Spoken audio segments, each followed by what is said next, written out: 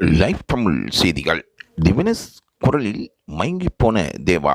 சரிக்குமப்பா மேடையை கலக்கி நிற்கும் அந்த நிகழ்ச்சியான தருணம். தொலைக்காட்சியில் ஒளிபரப்பாகி வரும் சரிக்குமப்ப லிட்டில் சாம்ஸ் சீசன் 4 வாரந்தோறும் சனி மற்றும் ஞாயிறு தினங்களில் இரவு 7 மணிக்கு ஒளிபரப்பாகி வருகின்றது. இந்த நிகழ்ச்சியில் மக்களின் மனம் கவர்ந்த போட்டியாளர்கள் பங்கு பெற்றிருக்கின்றார்கள். அதில் சுட்டி பையனாகவும் செல்ல பையனாகவும் திவினஸ் இருந்து வருகின்றார். திவினஸின் குடும்பங்கள் பற்றி இதில் பலராலும் பல விடயங்கள் சொல்லப்படுகின்றன. அவரை பற்றியும் அவரது குடும்பத்தை பற்றியும் சரிக்குமப்பா அவர்களின் வாழ்க்கையில் ஏற்படுத்திய மாற்றங்களை பற்றியும் திவினஸின் அம்மா அனிதாவை தொடர்பு கொண்டு பேசிய பொழுது அவர் கூறிய சில விடயங்கள் இங்கே உங்களுக்காக தரப்படுகின்றன. திவினஸின் அம்மாவின் பேர் அனிதா.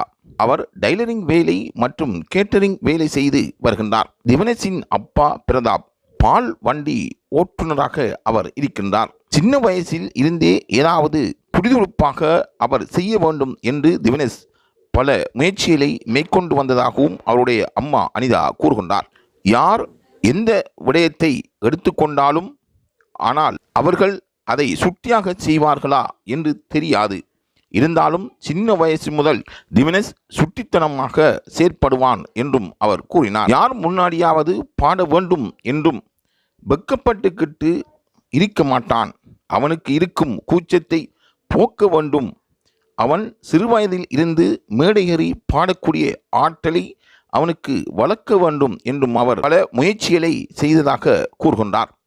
ஆகவே அந்த வகையில் திவினஸின் அம்மா அனிதா திவினஸின் முன்னேற்றத்துக்காக பல முயற்சிகளை மேற்கொண்டிருக்கின்றார் என்பது தெரிய வருகின்றது.